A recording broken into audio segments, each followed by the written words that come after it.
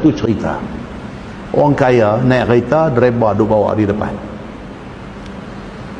sambil dia duduk belakang, dia duduk dengar satu YouTube ceramah agama.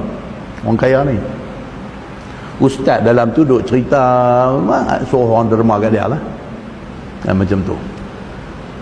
Ceramah apa, kuliah. Lepas tu abang dia nak minta derma, mahat dia lah, tahfiz dia lah, anak yatim dia lah, apalah semua, nak minta duit.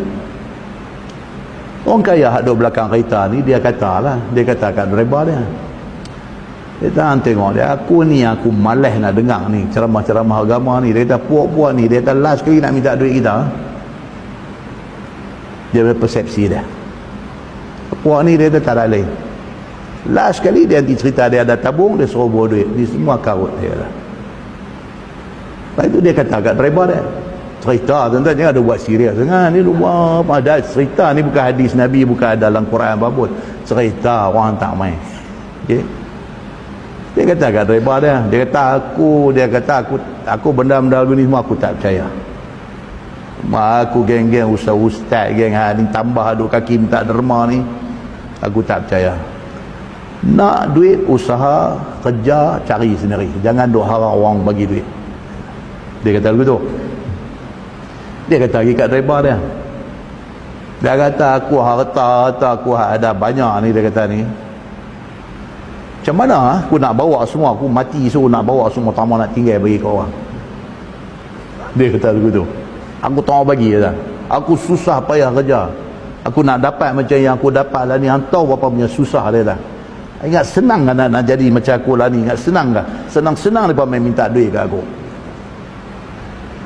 Macam mana hang duk rajin pergi masjid kan, dia kata kat driver dia, hang duk rajin pergi masjid kan, tak ada cara kan macam aku nak bawa ni semua ni, so aku tak mau tinggal duit kat siapa pun. Driver dia kata kat dia, driver ni pun satu mengaji bagus ni, kata bos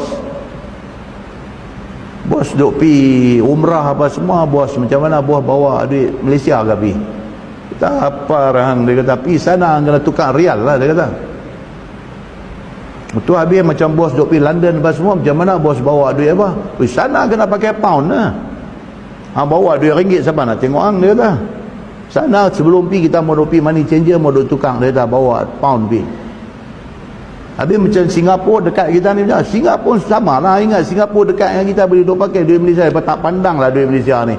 Duit kita kecil, mau duk tukang dolar Singapura siap-siap. Driver dia kata apa kat dia? Dia kata bos macam tu lah bos, yang kata akhirat pun sama, bos nak bawa duit pergi bukan laku di sana. Dia kata sana dia tak pakai pound, dia tak pakai dolar, dia tak pakai ni semua bos, dia tak pakai. Sana dia pakai pahala bos. Dia kata bos buat siap-siap ni semua ni, apa duit-duit bos ada ni, bos buat sedekah, buat infak, buat sedekah jariah apa semua, hak tu bos dah convert duit tu bagi jadi pahala.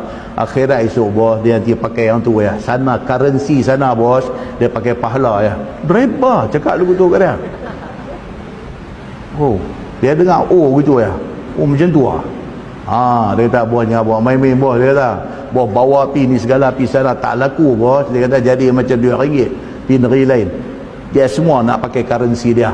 Akhirat pun dia ada currency dia. Currency akhirat bukan ringgit, bukan dolar, bukan pound, bukan apa. Currency akhirat pahala. Yalah. Dia pun senang. Dan itu bukan sahih, bukan maudhu', bukan apa. Yang itu cerita saja. Itu nanti jangan dong katakan baru saya ke cerita cara. Ini cerita yang kita dengar, kita boleh ambil satu pengajaran. Yes, baru kita faham mana tempat dia ikut sana punya peraturan, dia tak ikut sini punya peraturan.